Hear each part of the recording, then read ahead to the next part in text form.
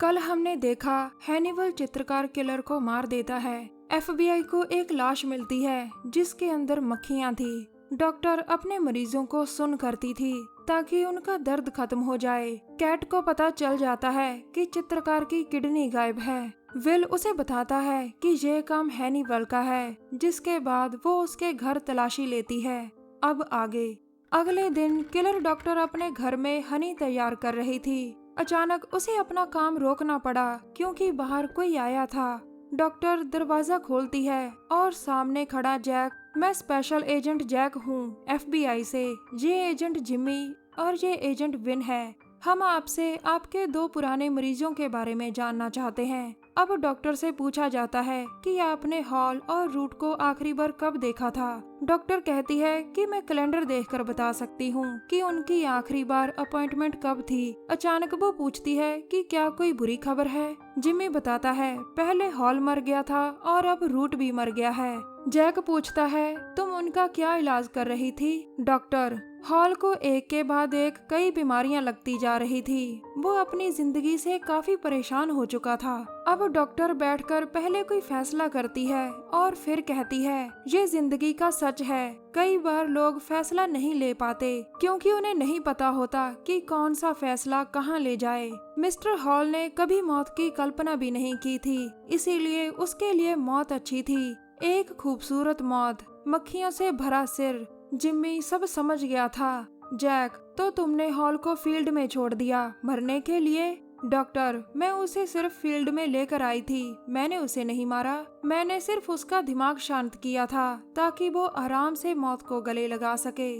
Jack mister root क्या उसका दिमाग भी शांत किया था। डॉक्टर वो दर्दनाक गठिया से परेशान था। जब वो शांत हो गया तो मैंने पहली बार उसे बिना दर्द के पार्क में चलता देखा। मैं उसकी बीमारी तो दूर नहीं कर सकती थी, लेकिन मैंने फिर भी अपनी तरफ से कोशिश की। जैक चुप था क्योंकि वो डॉक्टर की बातें सुनकर हैरान था, जो आसानी से अपने गुनाह कबूल कर रही थी। दरअसल डॉक्टर खुद को नरम दिल समझती थी, जो लोगों का दर्द नहीं देख सकती थी। उसका मानना था कि बड़े दर्द से छुटकारा पाने के लिए बड़ा फैसला लेना पड़ता है। बहुत सारे लोग बीमारियों से पीड़ित होते हैं जो उनसे छुटकारा पाने की बजाय उन्हें अपनी जिंदगी का हिस्सा बना लेते हैं, और यही बात डॉक्टर को पसंद नहीं थी। मानसिक तौर से बीमार डॉक्टर से जैक नरमी से पेश आता है। अगले दिन शहर की पुरानी लैब। रिपोर्टर फ्रेडी इसे खुला देखकर इसके अंदर जाती है। लैब के अंदर का नजारा देख फ्रेडी हैरान हो जाती है। खून और पानी आपस में मिला हुआ था। वो जल्द ही कुछ पहचान कर तस्वीरें लेती है। कुछ देर बाद जैक आता है, जिसे फ्रेडी ने ही फोन करके बुलाया था। फ्रेडी उसे अंदर जाने से रोकती है क्योंकि अंदर नजारा ही खतरनाक था। लेकिन जैक, जिसने ना जाने अपनी जिंदगी में कितने खतरनाक नजारे देखे थे, उसके लिए ये बातें आम हो गई थी। लेकिन आज जैक अंदर से टूट चुका था। वो अंदर ही अंदर से रो रहा था क्योंकि सामने कैट की लाश के टुकड़े पड़े थे। कोई भी पुलिस वाला इस तरह का क्राइम सीन नहीं देखना चाहता जिसमें उसका साथी शामिल हो। पूरी एफबीआई कैट की मौत से दुखी थी और सभी जल्दी से जल्दी कातिल को पकड़ने की कसम खाते हैं। विल के अंदर भी कातिल के लिए गुस्सा था। उसे तैयार किया जाता है कि कहीं ये क्राइम सीन देखकर खुद को या दूसरों को नुकसान ना पहुंचा दे, क्योंकि सभी लोग विल को मानसिक बीमार समझते थे। जैक को पता था कि विल से काम कैसे लेना है। वो उसे आजाद करता है ताकि विल अच्छी तरह से कल्पना कर सके। विल क्राइम सीन को ध्यान से देखता है और कल्पना करता है, लेकिन अपनी दोस्त की मौत की कल्पना आसान नहीं थी। वो दोस्त जो उस पर यकीन करती थी। कैट की लाश को देखकर विल फिर से कोशिश करता है। विल की कल्पना में मैंने कैट को पीछे से जकड़ लिया और उसकी आंखों में देखा। वो मुझे अच्छी तरह से जानती थी और मैं भी उसे जानता था। वो आजाद होने की कोशिश करती है, लेकिन उसकी सांसें उसका साथ छोड़ देती हैं। मैंने उसे फ्रीज किया ताकि मैं उसकी लाश को पूरी सफाई से काट सकूं। वो बिल्कुल सही आकार में कटी। फिर मैंने उसकी लाश के टुकड़े अलग अलग करके रखे। मैं कोई भी सबूत नहीं छोड़ता, लेकिन कैट ने मुझे पहचान लिया था। उसके हाथ मेरे खिलाफ सबूत लग गया था। अब विल अपनी कल्पना से बाहर आता है। जैक पास आकर क्या ये काम कॉपीकैट किलर का है? विल कैट कल रात उससे मिली थी जैक, वो उसके ऑर्गन्स भी ले गया होगा। जैक, वो कौन है विल? लेकिन विल कुछ नहीं बोलता क्योंकि उसे पता था कि जैक उस पर यकीन नहीं करेगा। फिर वो कहता है, ये तुम्हें खुद पता करना होगा जैक। जैक पूछता है, फिर तुम यहाँ क्यों आए हो? विल कहता है, अलविदा कहने के लिए। कुछ देर बाद फोरेंसिक लैब में जिम्मी बताता है कि कातिल ने कैट की किडनी निकालकर उसकी जगह किसी और की किडनी डाल दी और डीएनए रिपोर्ट से पता चला है वो किडनी चित्रकार किलर की थी। जैक यानी कातिल ने चित्रकार को मारा, फिर उसकी किडनी निकाल ली और ये बात कैट को पता चल गई होगी, जिसके बाद उसने कैट को भी मार दिया होगा और उसकी भी उसने किडनी निकाल ली होगी। जिम्मी, कैट की किडनी ढूंढो और कातिल मिल जाएगा। लेकिन कैट की किडनी को तो कोई मजे से पका रहा था, जिसे खाकर उसे बहुत अच्छा लग रहा था। अगले दिन स्टेट हॉस्पिटल में वार्डन ओडी फ्रेडी को लेकर आता है, जो विल के कहने पर उसका इंटरव्यू लेने आई थी। विल, यहाँ आने के लिए शुक्रिया। फ्रेडी, मुझे यहाँ क्यों बुलाया? विल, मैं उसके बारे में बात करना चाहता हूँ जिसने घर में और जज का कत्ल किया। फ्रेडी उसकी बात सुनकर चेयर पर बैठ जाती है। फ्रेडी, क्या तुम उसे पकड़ने की कोशिश करने वाले हो?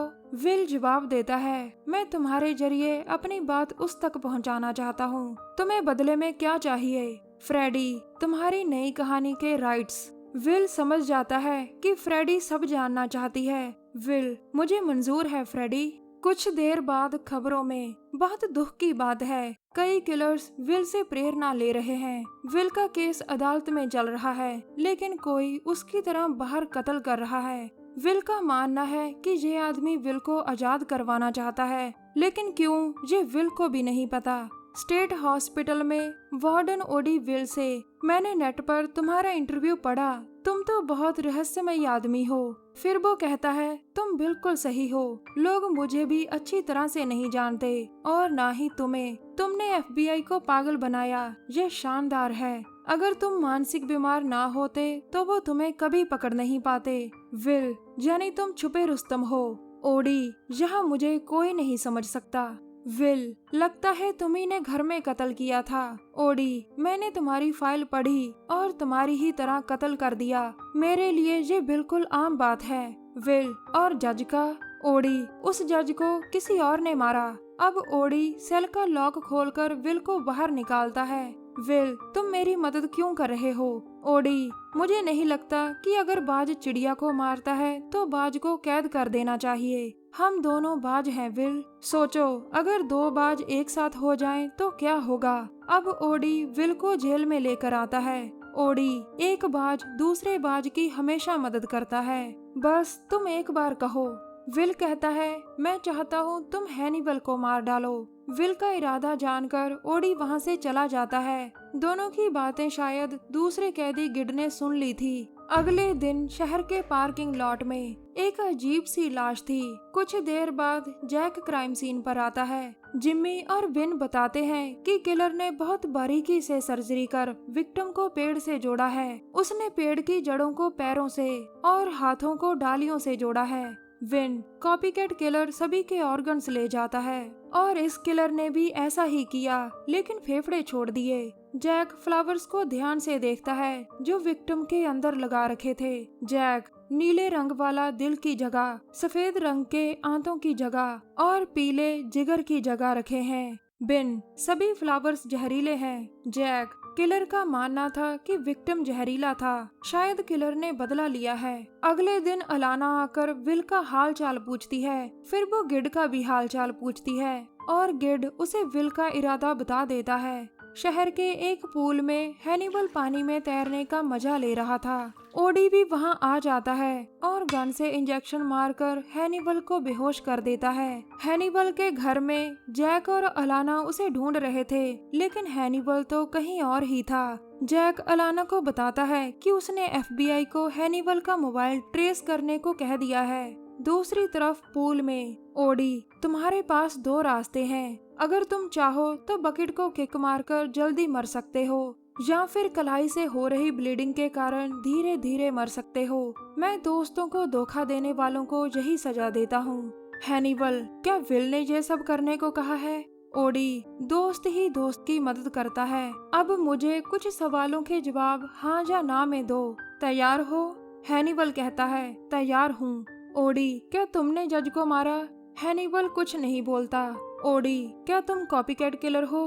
ये सुनकर हैनिबल की आंखें सिकुड़ गई थी। अब ओडी अपने ही अंदाज में, अब मैं तुम्हारी जगह लूंगा हैनिबल। मैंने सुना है अगर हम अपने दुश्मन को खा जाएं तो उसकी ताकत हमारे अंदर आ जाती है। हैनिबल उसे सुन रहा था। ओडी, आज से मैं कॉपीकैट किलर हूँ। हैनिबल, अगर तुम मुझे खा सके। दोस्तों, कल देखेंगे आगे क्या होता है। कल विल कल्पना करेगा कि ट्रीमैन क्या चाहता है। और हाँ, एक नया किलर जिसने लाश के अंदर एक जिंदा पंछी डाल दिया था। तब तक के लिए नमस्कार, जय हिंद। हमारी वीडियो देखने के लिए धन्यवाद। प्लीज हमारे चैनल को जरूर सब्सक्राइब करें।